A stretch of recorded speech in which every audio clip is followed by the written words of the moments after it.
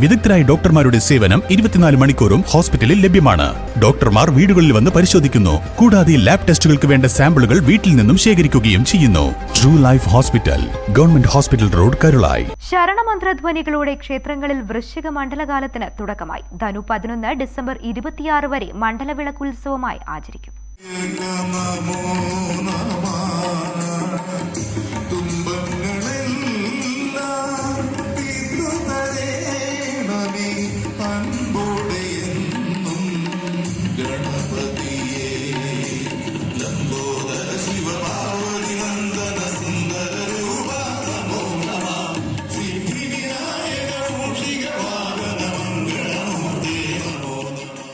മിക്ക ക്ഷേത്രങ്ങളിലും പ്രത്യേക പൂജകളും ഭജനയും അഖണ്ഡനാമയജ്ഞ നൃത്തവും ഭക്തിപ്രഭാഷണങ്ങളും നടക്കും.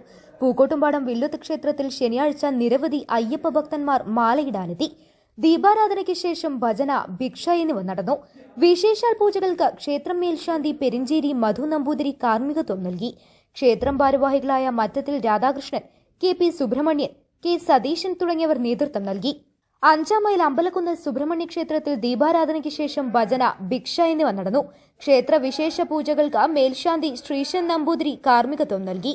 അമരമ്പലം സൗത്ത് ശിവക്ഷേത്രത്തിൽ മണ്ഡലകാലാഘോഷങ്ങൾക്ക് വൃശ്ചികം 1 തുടക്കമായി.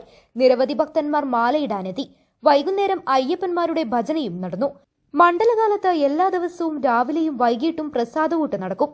ക്ഷേത്രം പൂജകൾക്ക് VM വിജയകുമാർ എമ്പ്രാന്തരി കാർമ്മികത്വം നൽകി. തേൾപ്പാറ ശ്രീ അയ്യപ്പ ക്ഷേത്രത്തിൽ മണ്ഡലമാസ പ്രത്യേക പൂജകൾക്ക് ക്ഷേത്രം മേൽശാന്തി വിനോദ് നമ്പൂതിരി കാർമ്മികത്വം നൽകി. ദിവസേന ഭജനയും ഭിക്ഷയും നടക്കും. ചേലോട് അയ്യപ്പ ഭജന മഠത്തിൽ മണ്ഡലവിളക്കുത്സവത്തിന് തുടക്കമായി. വൈകുന്നേരം ദീപാരാധനയ്ക്ക് ശേഷം ഭജനയും ഭിക്ഷയും നടന്നു. പൂജകൾക്കും ഭജനയ്ക്കും ഗുരുസ്വാമി അയ്യപ്പൻ കാർമ്മികത്വം നൽകി. News bureau, Pookkottumpadam.